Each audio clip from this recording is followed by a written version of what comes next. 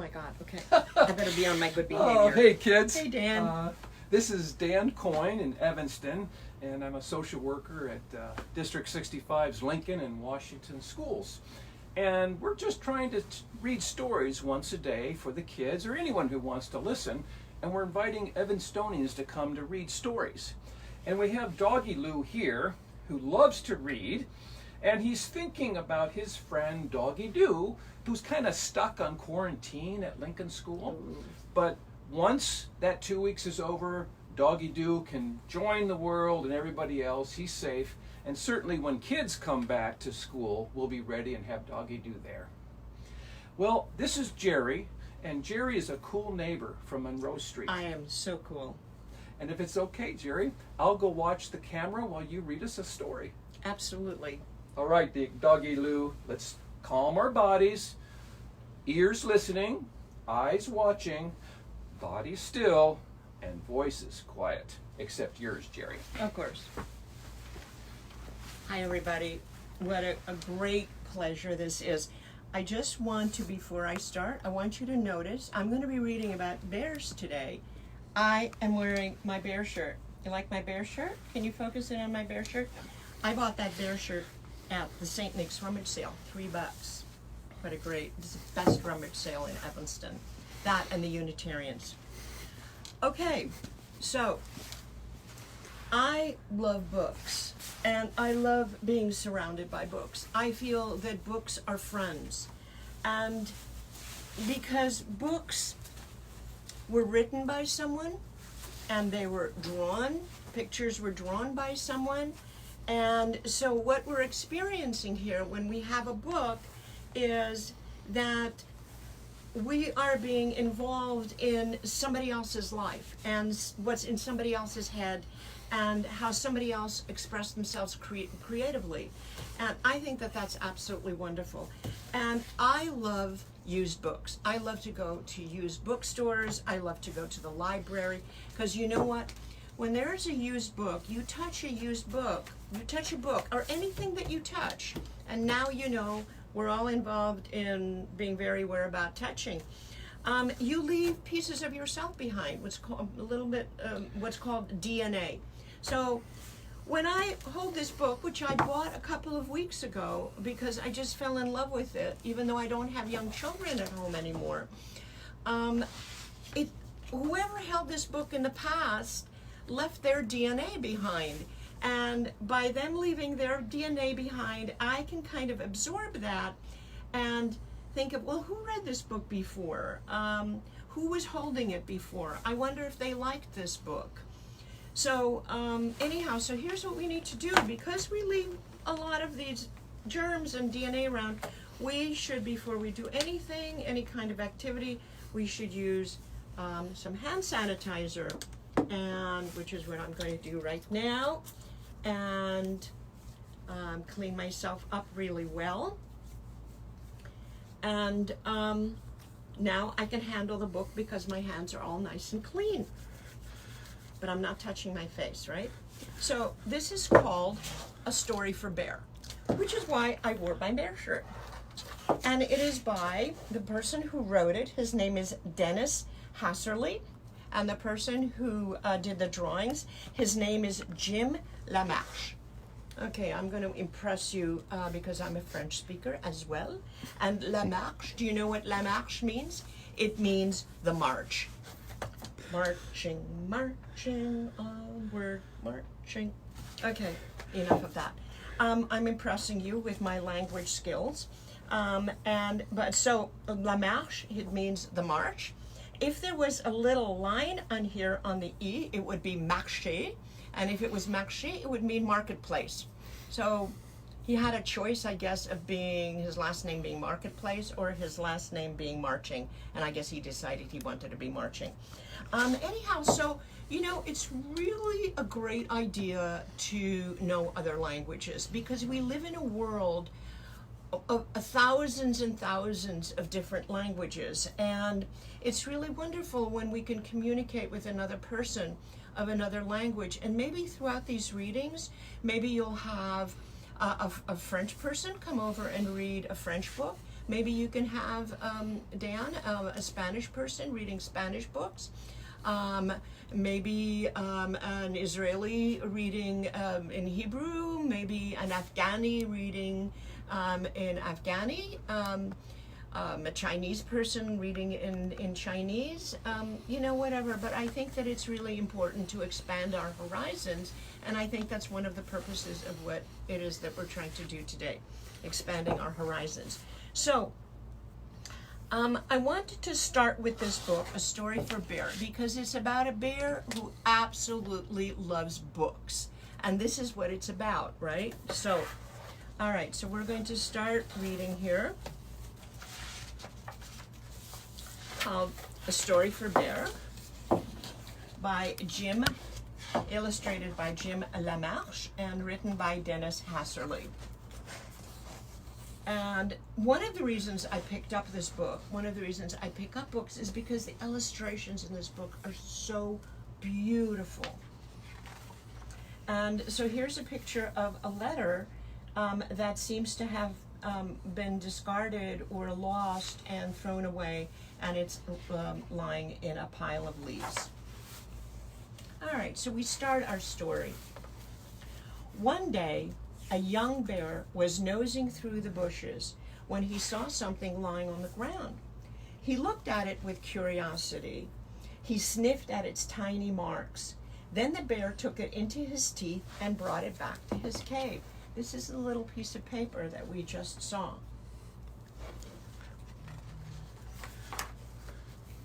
Look at this drawing.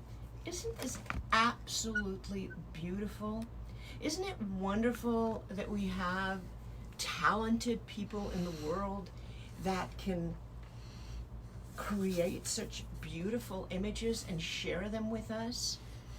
And you know what's wonderful about drawings is that we can just sit here and we can look at all the details, and we can start imagining our own stories and start imagining ourselves being in this environment. So look at here's this wonderful bear, and he's trying to make out what it is that he just found. So through the years, the bear looked at the paper with wonder. It seemed as far away and mysterious as the moon.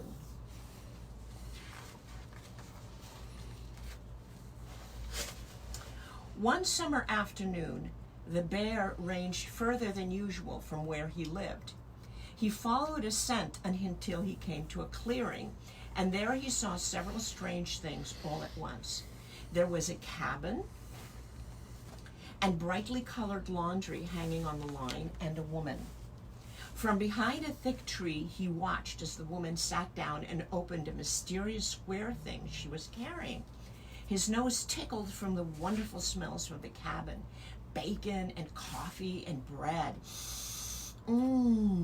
But he gazed only at her, trying to understand what she was doing as she held the book. He felt calm as he watched her.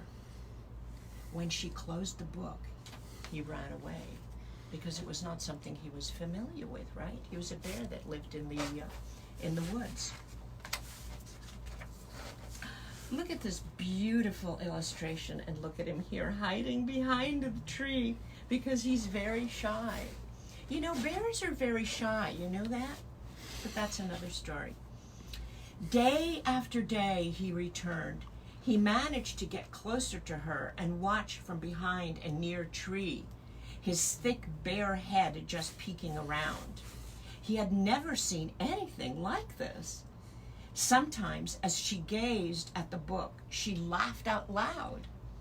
Other times she lowered it and looked away, but without really seeing anything, he thought. Still, other times she appeared afraid and held it tightly. And once, when the sun slanted through the trees, he saw her place it gently on her lap and close her eyes. I think she was probably dreaming. Later, she went into her cabin, and he lumbered slowly through the woods back to his cave. When he heard a blue jay call, he looked up quickly because he thought for a moment it was the woman laughing. Look at this. Isn't this absolutely beautiful? Dan, can you zoom in on that? This is like one of my very favorite pages. One afternoon, the woman was not in her yard. Slowly, his head moving from side to side, he walked towards her things. With one big paw, he knocked a book off the pile to land face down in the dirt. He pushed it with his nose and scratched at its brown cover with his claws, trying to turn it over. Finally, one of his claws caught under the cover and the book flipped over, opened. The bear moved his nose forward, then it closed again and his head snapped back. Once more he tried, and this time it stayed open. He took 2 lumbering steps towards it and put his big head close. There on the page were row after row of marks, tiny marks, like those on the piece of paper in his cave. He stared at them, while his nose filled with the scents of paper, glue, and ink, and her touch. He didn't see the woman walking up behind him. When he finally heard her, his head swung around. For a moment, their eyes locked. The bear pawed once more at the book, then turned and ran away.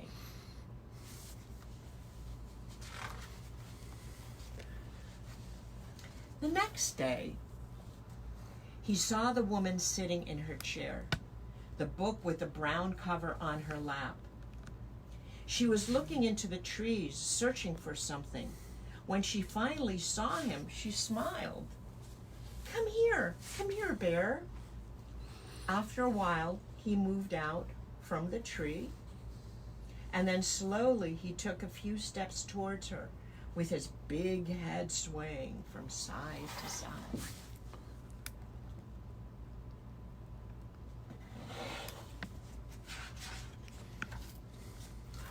Look at this beautiful drawing.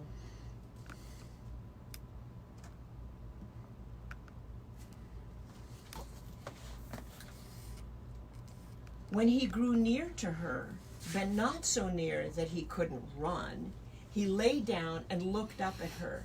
She waited a moment longer. Then she carefully opened the book and softly she began to speak.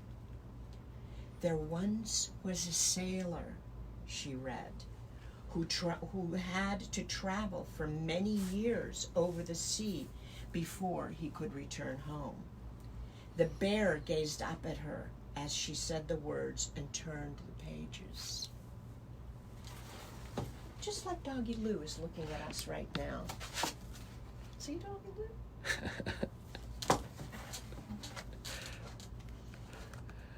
He couldn't understand anything of what she was saying, but as he listened to the sound of her voice, happiness washed all over him like waves. Have you ever had waves of happiness wash over you? Happiness, happiness. He remembered day after day all that summer. When she read in a fearful voice about the sailor getting lost, he felt afraid. When she laughed at how the sailor played tricks, the bear would feel strangely happy. When she read of his love, the bear looked up at the woman with wide eyes and watched as her gentle mouth formed the words. All the words she read made a story for her bear.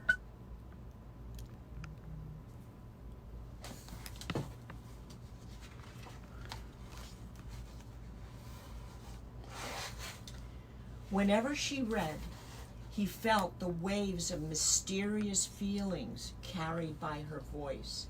Sometimes her voice was soothing, and the bear grew peaceful. And sometimes she sounded excited or scared, and his hair bristled, and he gave a low growl. And sometimes her sounds were tender fingers gently lifting a page and a page and a page. These feelings often stayed inside of him as he lumbered back to his world at the end of the day, and sometimes in the babbling of a brook he would think he heard her again and became quite happy.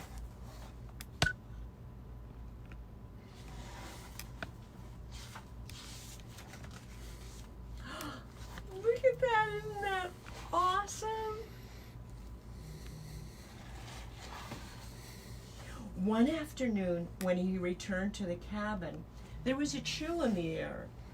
She put down her book, looked at the bear, and said, I wish you could read these books when I'm away for the winter.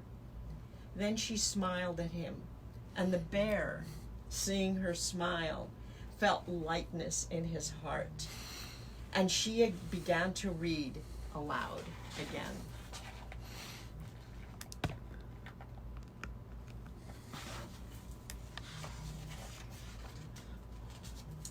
Look at this beautiful, beautiful drawing of her and the bear. Isn't that absolutely loving? Do you think they love each other? I think they love each other. I think that's true love. Don't you? When next he came, he was carrying something in his mouth. It was the scrap of paper from his cave with its mysterious marks. He laid it by her books. Bear, she said. He knew by now that this was her word for him, and he lifted his head. Bear, did you bring this for me? And then she read it in her gentle voice, as if it were a story he was giving to her. Dear Eliza, I guess her name is Eliza. Dear Eliza, your father and I have been cheered by your letter. We picture you often living near the woods where we summered. I remember days of berry picking and golden lights shining through the trees.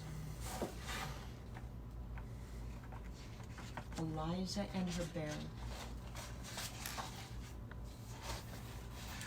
When the bear next returned, the leaves were changing color.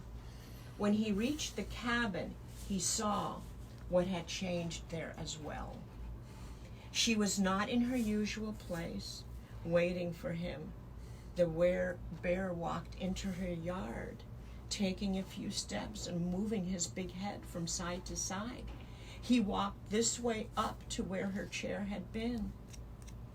There, under the tree where she usually sat, were her books. There were many of them, more than he had ever seen, lying on a cloth, fallen leaves and pine cones on their covers. She had left them for him, along with a piece of paper, as if she'd wished he could read it. For my bear. He looked at what she'd left him with his big head close. He understood that she had gone as silence surrounded him. There he is sitting with all the books. Wow. Isn't this great that Eliza left these books for him? Because you know, bears go into hibernation over the winter. Do you know what hibernation means? It means they sleep all winter long. Wouldn't it be amazing to sleep all winter long? Wouldn't it be amazing if we can just kind of like all go to bed and this whole coronavirus stuff just kind of blows over and we wake up and it's like all over? Okay, back to the story. Never mind, I'm digressing. Then, tenderly as he could, he put his teeth around the book with the brown cover and carried it away. Here he is carrying it away. All that afternoon, he made the long journey from his winter cave to her yard and back again, through the forest, carrying her books with her covers of green and red and black, their words of sailors and goddesses and far-off lands, while the stream whispered and the blue jays called.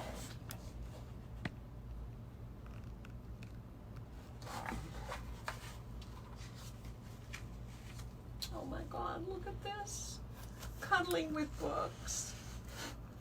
That night, as the moon rose like a white page with mysterious marks, he lay among the hard covers of her books. Finally, he slept. And while he slept, he heard her voice, gentle and near. She was telling him a tale of adventure and magic and love.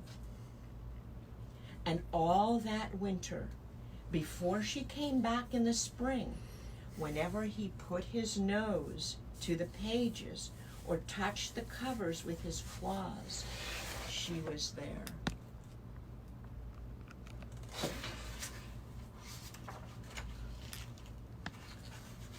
Reading to him.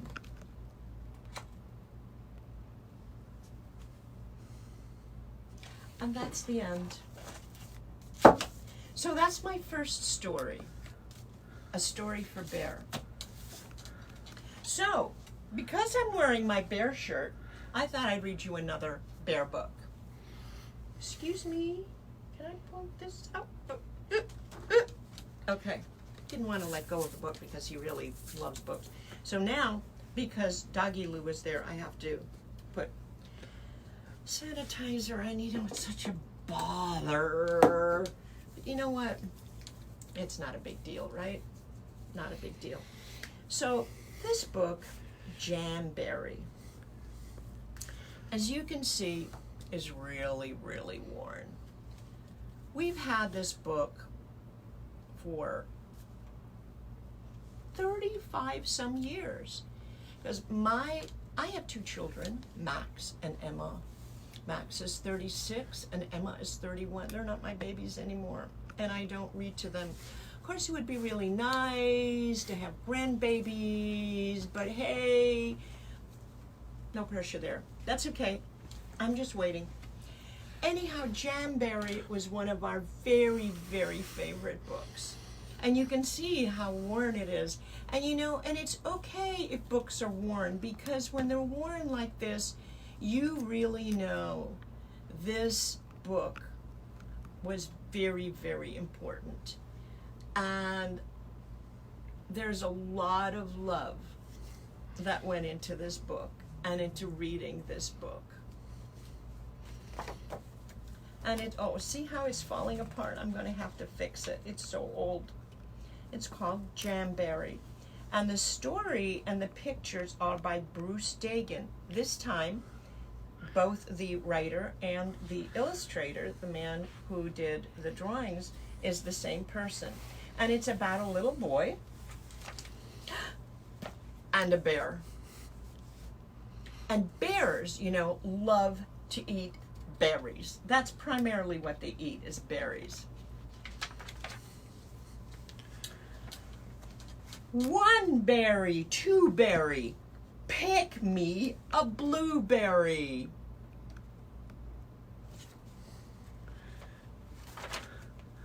Hatberry, shoeberry, in my canoeberry. There's berries everywhere. And there's cookies floating and sandwiches of trees. Have you ever seen sandwiches up in a tree? Isn't this wonderful? Oh my God! Under the bridge and over the dam, looking for berries, berries for jam. Look at them going over the waterfall. You think they're gonna survive? You think they're gonna survive? Oh my God, oh my God, oh my God. Better turn the page. Oh, there they are. Niagara Falls, blueberries. It's a blueberry Niagara Falls. You know where Niagara Falls is? Niagara Falls is in upstate New York and Canada, up in Ontario. Look it up. There are these amazing falls. But instead of water, there's all blueberries. I think they're a little afraid.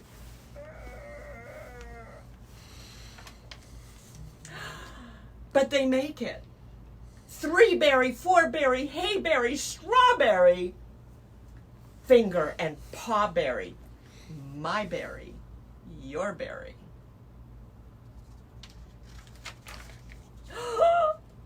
Strawberry ponies, strawberry lambs, dancing in meadows of strawberry jam.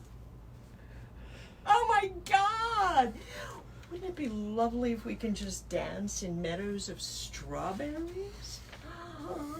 Oh, and there's a goose. And there he is again. Quickberry, quackberry, pick me a blackberry. Quackberry, have you ever heard of a quackberry? Trainberry, trackberry, clickety clackberry.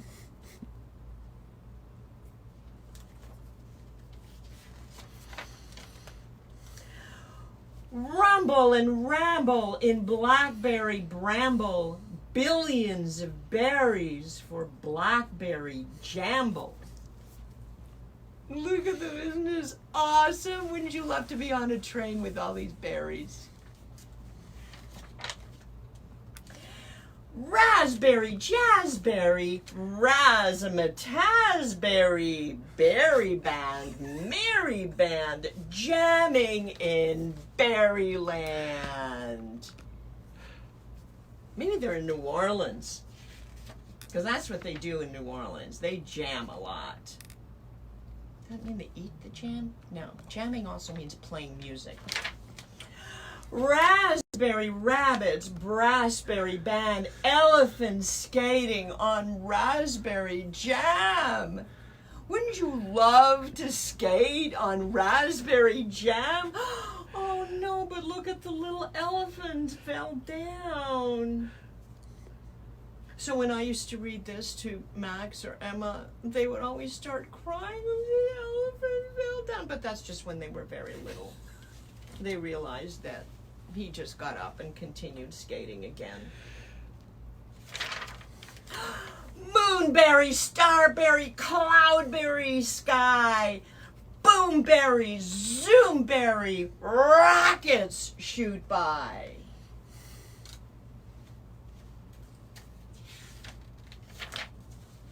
Mountains and fountains rain down on me, buried in berries. What a jamboree.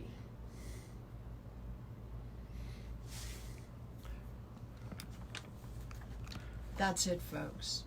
Buried in berries. Till the next time. Adios.